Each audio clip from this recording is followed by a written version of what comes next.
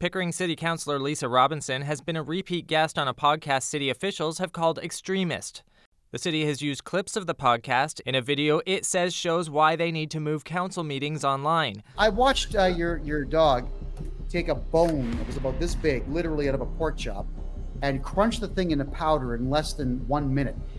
Why don't we take your dog to these city council meetings and let her loose?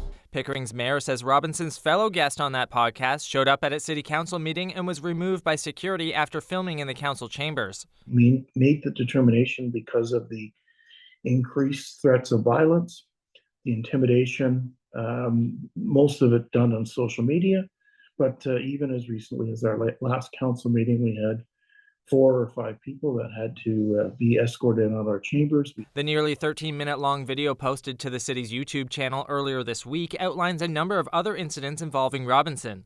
That includes appearing on the podcast where the host called her fellow councillors pedophiles and Nazis. Robinson later apologized and denounced the host's comments. In September, she received a 90-day pay suspension for a continued pattern of unacceptable behavior determined by the city's integrity commissioner. Since then, the city says the mayor, councillors, and staff have received several threats from her supporters.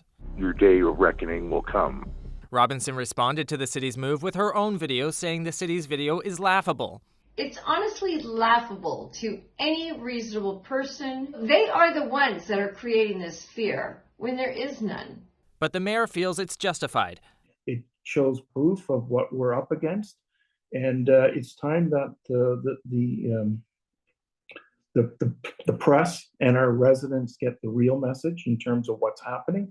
In the meantime, some Pickering residents say they're frustrated this situation has taken center stage at City Hall. This entire ordeal that the city has been dealing with and going through, that the mayor and others have highlighted very clearly, has been a massive, massive distraction from the real issues facing the city. He feels the move to online meetings is justified, but worries residents won't engage with council as much as they do in person. But Pickering residents will be able to view meeting live streams on YouTube. And delegations from the public can also be delivered on Microsoft Teams. Tyler Cheese, CBC News, Toronto.